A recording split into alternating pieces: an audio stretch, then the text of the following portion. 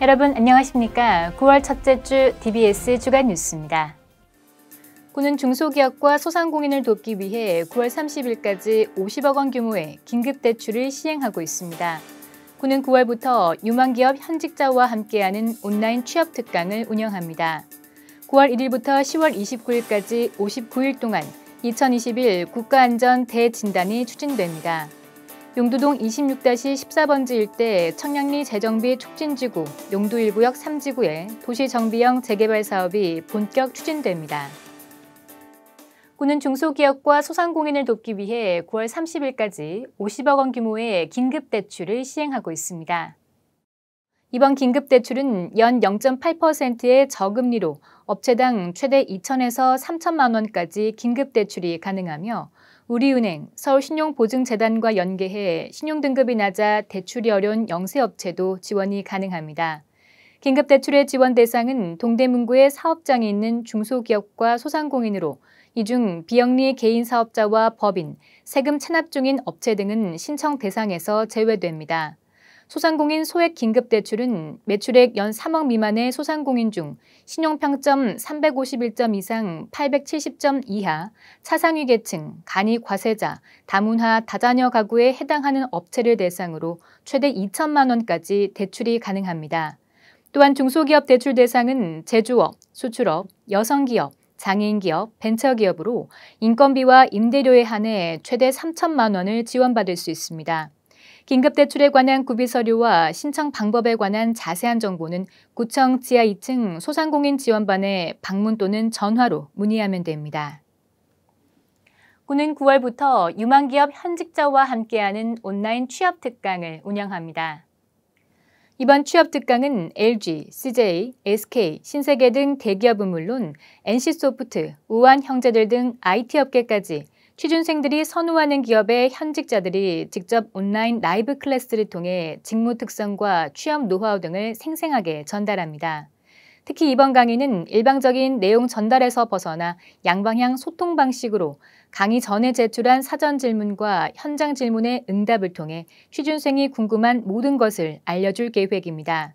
참여 신청은 8월 23일부터 구청 누리집 구정 소식 또는 신청 페이지를 통해 할 수 있으며 9월 2일부터 매주 화, 목요일 오후 7시부터 9시까지 총 8회에 걸쳐 온라인상에서 실시간으로 진행됩니다.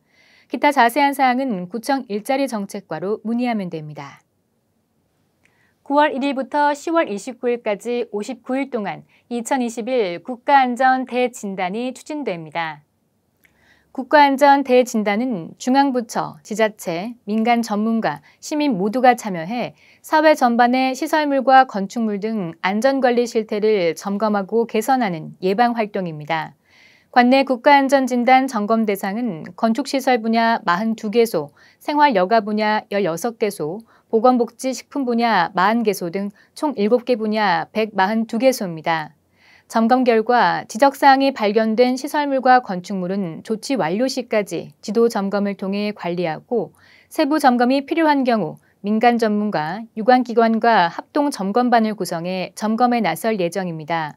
군은 최근 발생한 광주 건축물 붕괴 사고와 관련해 신축과 해체 공사장에 대해 일괄 점검을 실시했으며 국가안전 대진단을 통해 민관이 힘을 합쳐 안전한 환경을 만드는 데 최선을 다하겠다고 밝혔습니다.